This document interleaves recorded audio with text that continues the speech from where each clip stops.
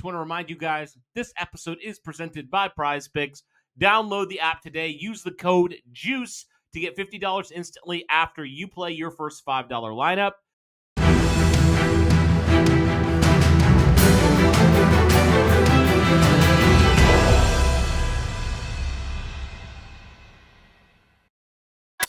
All right, we are back. What is going on, Colts Nation? And welcome back to another episode of Bring the Juice. Your guys, Cody and Derek.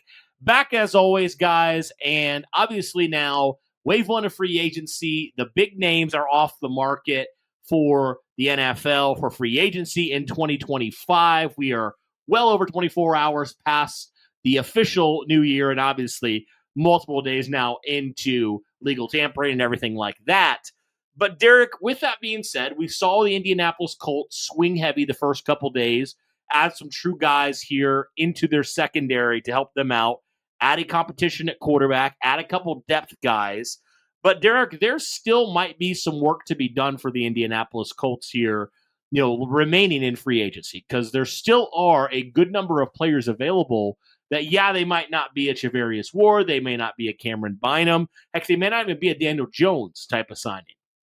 But they could be some wave two free agents that could make some sense for the Indianapolis Colts, right?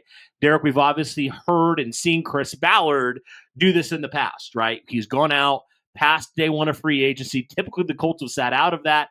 And he's done a lot of his work, a week, 2 weeks into free agency and added some really good guys. And even further on, added some guys later on in the offseason as well. So, with that being said, Derek, there are a good number of players here that will become and are available and could be some help for the Indianapolis Colts if they choose to bring some players in. And obviously, Derek, with the players the Colts brought in, it eliminated a couple needs or seriously brought them down on the list of needs.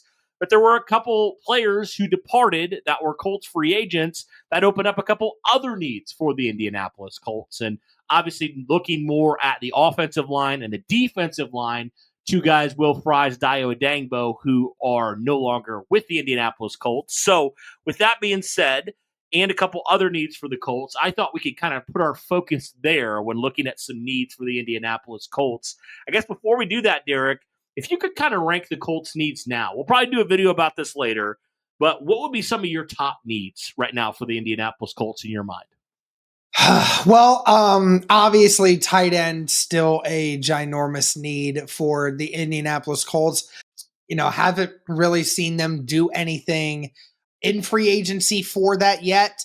Who knows if they even will, right? It just all depends on, what the draft goes and whatnot. So that can play a big part into it. And backup offensive line would be nice. I know that you re-signed Wesley French, and I know that you re-signed Danny Pinter, but you still kind of need some depth, especially swing tackle. I know that you have Matt Gonsalves, but, Matt Gonsalves, from what we know, is he could potentially be the right guard of the future, or at least as of this moment. Who knows, what the Colts are going to do there, but, they still need to figure out if Matt Gonsalves isn't going to be their right guard of the future, what are they going to do with that?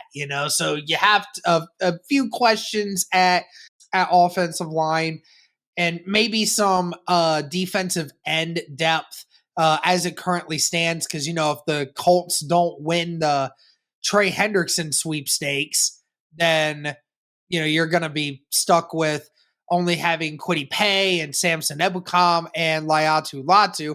You do have Tyquan Lewis still available, but who knows what's going to happen with that.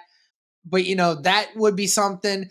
Linebacker is another one, too.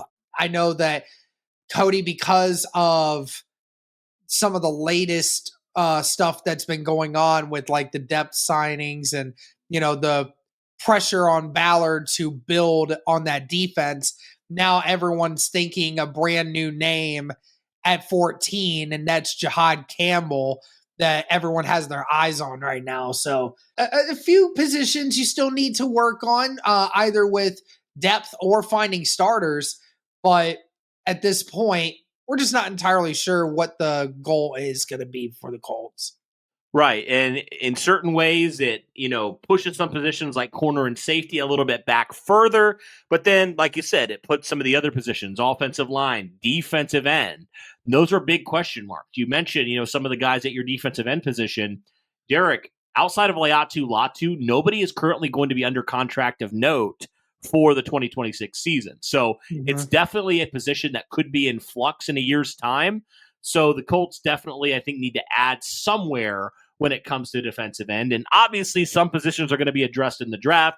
Some positions are going to be addressed in free agency. Some are going to be a little bit of both, right? So I think personally, for me, like linebacker, I foresee that definitely being a draft thing the Colts go get, because it's not like the cupboard's completely bare. Again, I know you lost Grant Stewart. I know you're probably likely to lose EJ Speed, but you have a guy like Jalen Carlisle in there that can step in potentially and be that other linebacker. And you have a couple other guys as well. So I kind of look at that and say the Colts have traditionally drafted well. There are some good linebackers in this draft. So I don't know if I'm wanting to go spend money in free agency necessarily, any significant money, right? That is in free agency to really add anybody in right now. Because I think based off of your draft history, you can probably find a guy that's going to come in and potentially be a really good player for you. So whether that's Jihad Campbell, whether that's somebody else, I mean, even if it's not the first round pick, heck, look at the Colts players they've brought in. I mean, I think the highest guy they've ever brought in was probably Shaquille Leonard back in 2018. But really, other than that, him and Bobby Okereke have been two of the highest round guys they brought in.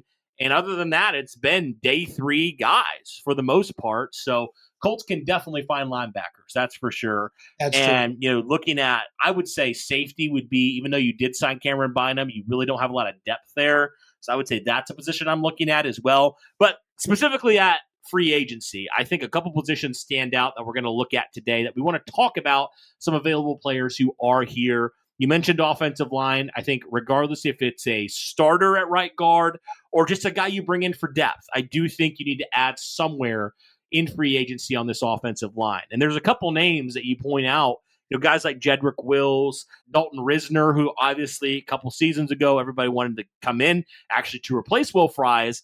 You have a guy like Tevin Jenkins, who has dealt with some injuries, but definitely has some talent. Mekhi Becton is a guy that I know had a big resurgence last year, but he's going to cost a lot. Brandon Sheriff's old, but he's still so reliable, Derek. And then another guy, Will Hernandez, who's maybe not a big name and got injured last year, but typically has been a pretty solid guard from what I understand. So there are some options, whether the Colts want to spend, which I don't think they're going to personally spend a lot of money at offensive line, especially because they just let Will Fries go. I don't think they're going to spend like a ton of money because they already have some money invested in guys like Big Q, Braden Smith, and then potentially Bernard Ryman next offseason. So I really do believe that offensive line, if they address it, it's probably going to be more for a depth guy or a guy that's relatively cheap. So who would your guy be here? If you're looking at like a couple of these guys out of some of the names I just listed, who would be some guys that maybe you would be interested in the Colts adding here? Yeah, I liked some of the names that you brought up. Like you said, price is going to be a big point here. The Indianapolis Colts, as we currently sit and record this video on a Thursday evening, they have about $21 million in cap space as of right now. That includes everything at this moment except for, I think, the Gallimore contract and the Spencer Schrader contract, which they had just recently done like an hour before this. But all in all, it's probably going to only be a few million from that at that point. The Colts are going to probably have to do at least one restructure in this offseason in order to be able to, get depth at a few different places. So all in all, it's going to be all about pricing. But I had Jedrick Wills, a guy that I know has played both right tackle and left tackle in the NFL at one point. I know Browns fans don't really love him at this point, but I know that he does have experience with being a swing tackle. Dalton Risner was a guard that I definitely would be interested in. And Tevin Jenkins, which I know a lot of fans remember that name, the Oklahoma State guard that, was drafted in 2021 we were hoping to get him in the second round, but he went right before the Indianapolis Colts draft pick right there. So that would definitely be interesting too. Tevin Jenkins is still a young player, but hasn't really lived up to the expectation. So maybe might still be able to get him for relatively cheap. But those are some names that I would throw in there as well. As we said, guys, today's episode is sponsored by PrizePicks. Now, what is PrizePicks? PrizePicks is the largest daily fantasy sports platform in North America. Instead of battling against thousands of other players across platforms, you're basically picking 2 to 6 player stat projections, and you're choosing more or less on those stat projections to be able to watch those winnings roll in. It's very easy. Do you guys want to play along at some of PrizePicks' favorite players like rapper Meek Mill and UFC fighter Sugar Sean O'Malley? Well, if you guys sign up today, you can find the community plays under the promos tab of the app to view the entries of some of the biggest names on the platform and be a part of that as well. You can now win up to 100 times your money on PrizePicks with as little as 4 correct picks. You can turn $10 into $1,000 just like that with NBA, NHL, and college basketball entries today on PrizePicks, America's #1 fantasy sports app. Like a lot of other things, guys, they also offer injury insurance, so your entries stay in play even if one of your players gets injured. So if someone exits the game in the first half and does not return in the second, that player projection won't count against you and the rest of your entry stays live. So it's great bounce back for that one. What I love about the app as well, guys, is it's not just sports like NBA, NHL, football, and tennis, and baseball, and all these other things, but there's also a lot of others that go into it as well. If you like to place entries on video game situations like Call of Duty, CS2, Apex, if that's something that appeals to you, there's a wide variety of sports and video games and everything else that you can place entries on. And I love how expansive it is. Even just looking at the NBA, there's entries you can make with turnovers, with points. You can do combo deals, dunks, field goals attempted, all of these different things. So there's just so many different ways to make money off of these entries. Be sure to download the app today and use the code JUICE to get $50 instantly after you play your first $5 lineup. Yeah, I wouldn't mind Dalton Risner. He's been a pretty solid guard, I feel like, for the most part in his career as well. Will Hernandez has been fairly durable. I know he had an injury last year, but he would be a solid guy. Those are some guys I'm looking at, Derek. Guys that aren't really going to be super expensive, but I think it seriously adds some competition in here. That is interesting with Wills that he has some of that versatility at left and right tackle because you obviously know that's a big deal. You need that. But I'm kind of focusing more on the interior, to be honest with you, because I think that's probably where you need to add right now. I mean, Matt Gonzalez, we don't know. I mean, right now, if you're running a lineup out there tomorrow, he's going to be your right guard, but a lot can change within that. And I don't think you just hand him that. I think you give him some competition in there. That's why I would like to add a veteran guard, even Brandon Sheriff as well. I know he's 33, but Derek, he's been really consistent in his time. It could be a short-term Band-Aid type solution until maybe you add a guy in the draft. Who knows? But yeah, those are all some solid names here that I think would make some sense for the Indianapolis Colts. Now, when you're moving on, Derek, let's just stay on the offense real fast, and we'll go to the defense with pass rush. Tight end. So obviously we know Colts haven't done anything at this point at tight end. Like a lot of people have that penciled in the draft, whether it's Tyler Warren, whether it's Colston Loveland, whether it's somebody else. There's a lot of tight ends available in this draft. And, but when you look at this tight end room right now, Derek, there's still a lot of question marks. I mean, you haven't re-signed any of your tight ends, that were set to be free agents this year, and Kylan Granson or Mo Alley Cox at this point. You have some guys that really haven't done a ton so far at tight end. Really don't have a clear-cut number one guy in there right now. So could you add a tight end? I know a guy like Tyler Conklin has been a name that a lot of people have thrown around.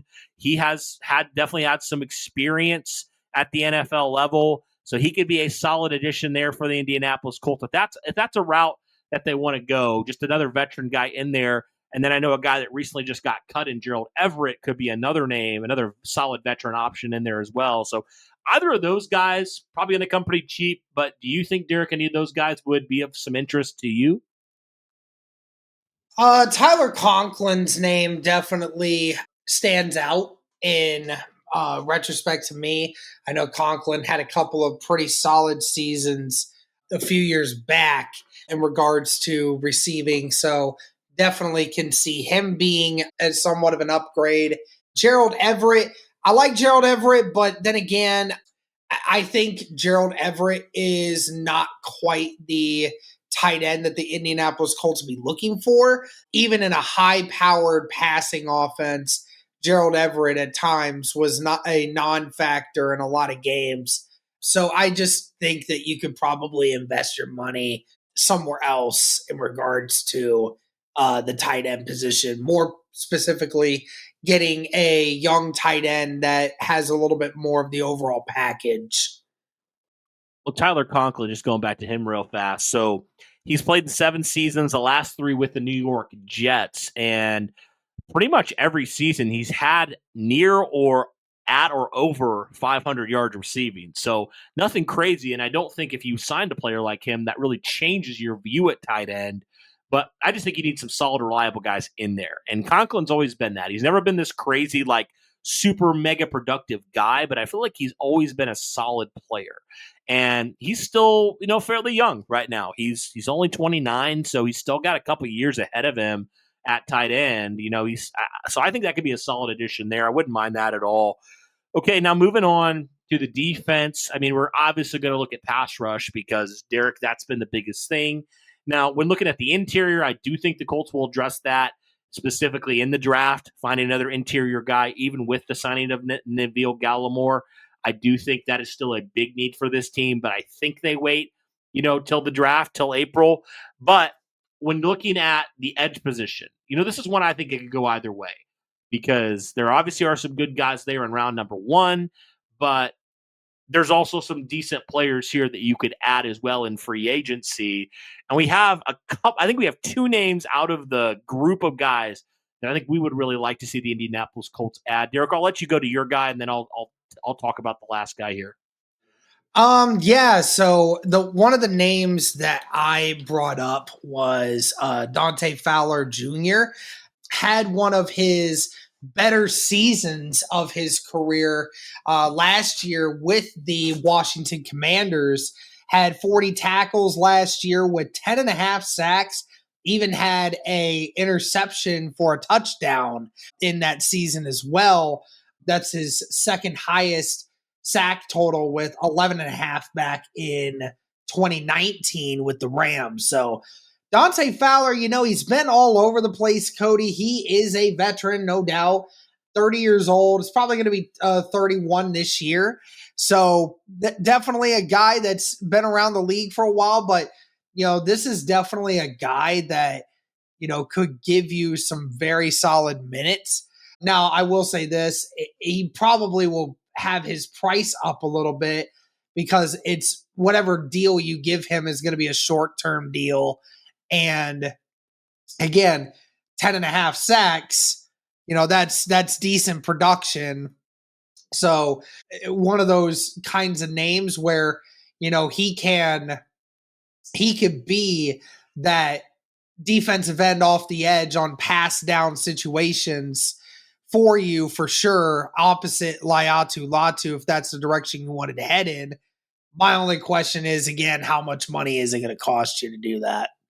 Yeah, exactly. And I think the Colts right now have roughly like $20 million. But then you got to factor in stuff like the draft. And, there's a lot of factors in there with that money. But yeah, that will be a big question. But Dante Fowler is certainly, I think, a player that really intrigues me there. Former top 3 pick a number of years ago now. And he still obviously has that talent and seems like he's starting to find himself. So I would not mind that one bit. If the Colts decide they don't want to go that route, I think there's another player I really like as well, Derek. He was with the Detroit Lions a year ago. That is Darius Smith. Now, he's a little bit older than Dante Fowler. He's going to be 33 years old in September. But Derek, he has been so productive, and I feel like just so consistent in his career, especially like really the past 3 years, he's been really good. Actually, Derek, in 2019 and 2020, he had two of his best career years in terms of sacks. And then after really a forgettable 2021, where actually I think he got injured. He only played in one game. Then when he came back to Minnesota in 2022, he had 10 sacks. Then he went to Cleveland in 2023. His sack production dropped a little bit. It went to 6. And then he came back to Detroit then for last year and got 9 sacks. So, I mean, Derek, it's been a guy that's routinely been near that 10 sack range multiple times in his career since since 2019. So he's had some very productive years with these different teams and these different schemes. And he's just a guy that I think could be a solid veteran addition in there. I don't know why, it just gives me like Justin Houston vibes in a lot of ways. Just a guy that can come in, not going to be anything special, but is just going to be a key part of your defense. So I wouldn't mind Darius Smith at all. What are your thoughts on him? Yeah, again, just another veteran that, could once again be very valuable depth for you.